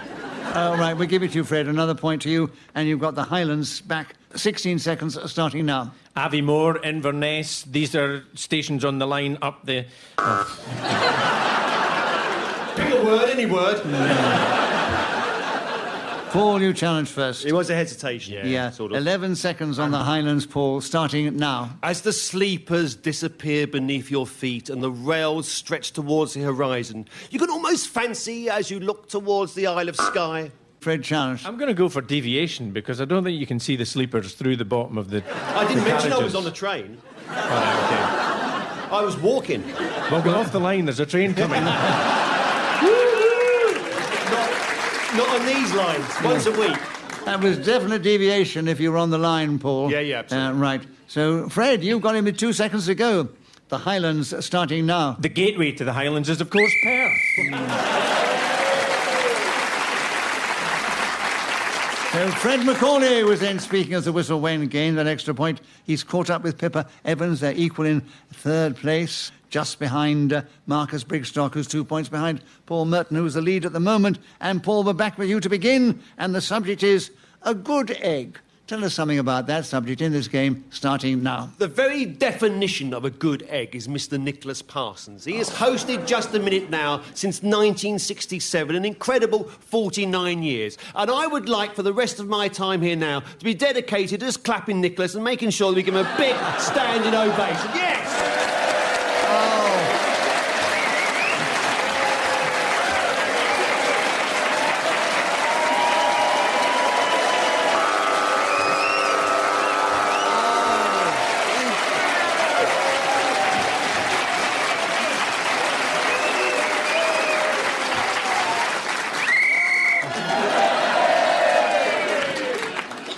I should explain to our listeners that Paul Merton got out in front of the audience and was cheering them on their way, getting them to clap and clap and clap. I'm overwhelmed, I'm grateful, I'm thankful, I'm delighted I'm still alive, and I'm overwhelmed at the audience reception. Thank you very much. Give 2 points to Nicholas Parsons.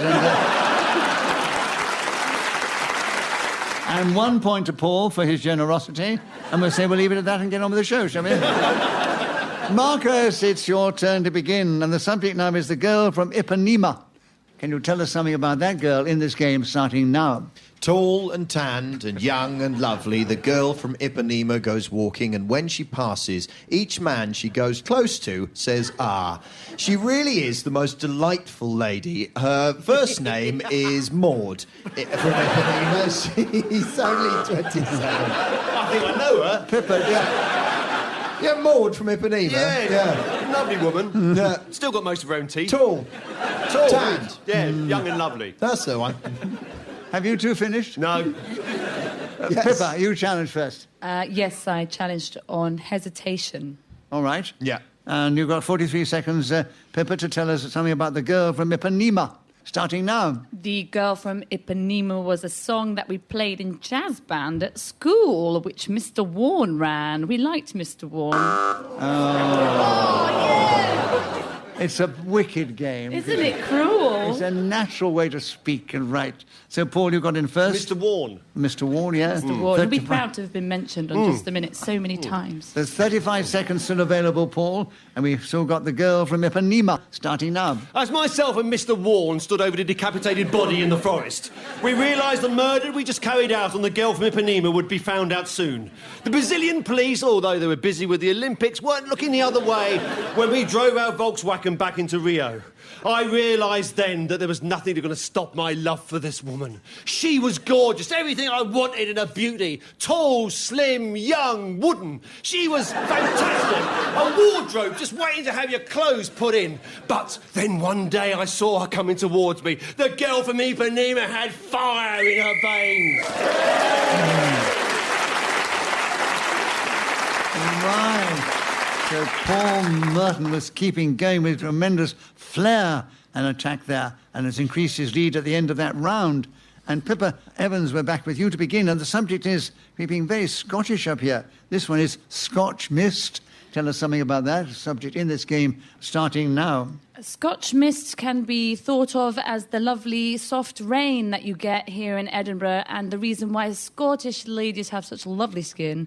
But also it is a single by Lindisfarne on the B-side of Meet Me on the Corner from the 1971 album Fog on the Tyne, which of course has the single Frog with the...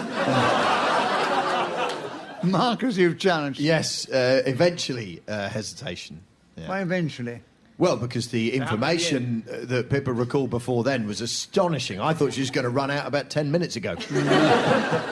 Well, anyway, hesitation's correct. 36 seconds are still available, Marcus. Scotch Mist starting now. If there was a thing that could be seen but I didn't know where it was, my mother used to point at it and say, "What's that? Scotch Mist?" And I had no idea what she was on about until I started coming up here to the Edinburgh Festival, when I realised it's what the summer is. So that's a lovely thing. It means you have to navigate your way around this fair city by bumping into people and going, "Can you see anything?" "No, nothing." And then you find that you are on cobbles, and that means you're somewhere still in Edinburgh rather than falling out the side of it, which is always disappointing because you're in Leith. Dangerous as well. So at that stage, oh, listen, they turn, but I don't care. I'm just trying to get the point.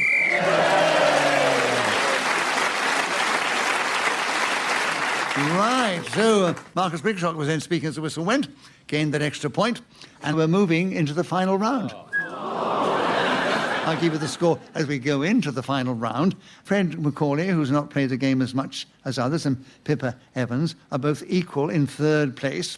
They're a few points behind Marcus Brigstocke, who's 3 points behind Paul Merton, who's in the lead. And we begin the last round here with Fred. What a lovely subject here. The Great Wall of China. There's nothing funny. There's nothing funny about that. Gateway to the Highlands. Fred, the Great Wall of China. 60 seconds starting now. In 2001, I walked along a stretch of the Great Wall of China with a number of people for charity. And one guy there had a mobile phone, and we called back to the United Kingdom, to the BBC head... Oh, Paul, yes, that's... Repetition of B.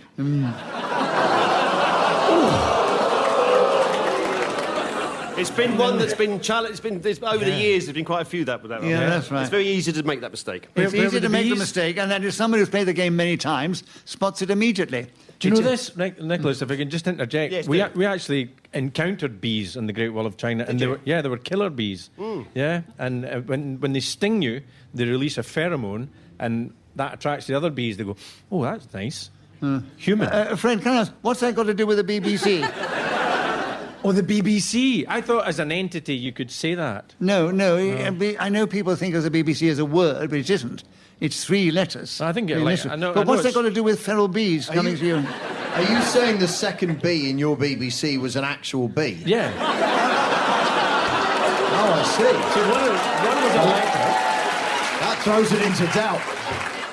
Fred, you were a bit late in picking that one up. Well, I didn't know it existed until Marcus told me. Well, I'll tell you what, as this is the final round and Paul's in a commanding lead, shall we be generous to Fred, as he hasn't played the game so much, and tell him to continue? He's got 46 seconds on the Great Wall of China, and a point to Fred. Great Wall of China, starting now. So we called a broadcasting corporation and... Paul Was that Chand. the BBC? I couldn't possibly say. So Fred was interrupted. He gets another point. Absolutely. And he keeps the subject. 43 seconds, the Great Wall of China, Fred, starting now. Anyway, I said, I'm phoning from the Great Wall of China, and the recipient said, that's Fred Macaulay, he's in a Chinese restaurant somewhere. Is that it? Yeah, I skipped straight to the punchline and forgot to set it up properly. Yeah. Punchline? Sorry, I skipped straight to the end. Oh, yeah, I heard that bit. Marcus, you try... there was a hesitation after There was a definite punch hesitation, ending. yeah. 35 seconds are still available on the Great Wall of China, Marcus, starting now. The Great Wall of China was originally built by Donald Trump to keep the Mexicans out. He's easily confused and didn't understand how geography worked or indeed anything else. I was lucky enough to visit the Great Wall of China. It's a good wall. I don't know about great. It was originally built to keep the people on one side... Pippa, you time. I felt there might have been a touch of hesitation. I think there was too. Definitely. Because So, Pippa... I'd see how I knew, because I grabbed my knees in panic. yeah, there was a hesitation, Pippa. So you've got another point, and you've got 16 seconds on the Great Wall of China, starting now. The Great Wall of China is incredibly long, and a lot of people walk along it for charity, which is a great thing to do, raising money for things such as cancer research, Macmillan Support Care, other charities. I'm going to be generous. You were challenged as the whistle went. So we say you were speaking as the whistle went, gave you that extra point, and I'm going to give you now the final score. Pippa, who's not played the game before, and Fred, who's not played it very often before, came together equal in third place. But they were only 1 point behind Marcus Brigstocke, who was a little way behind Paul Merton, who was in the lead. So we say, Paul, you are our winner this week. So we need to say thank you to these 4 fine players of the game, Paul Merton, Fred Macaulay, Pippa Evans and Marcus Brigstocke. I thank Hayley Sterling, who's helped me with the score, blown her whistle with such delicacy when the 60 seconds had elapsed. We thank our producer, Matt Strong. We're indebted to Ian Messiter, who created this amazing game. And our thanks to this lovely audience here up at the Festival Fringe in Edinburgh, who've cheered us on our way with such style and aplomb. Thank you, and tune in again at the same time when we play Just a Minute!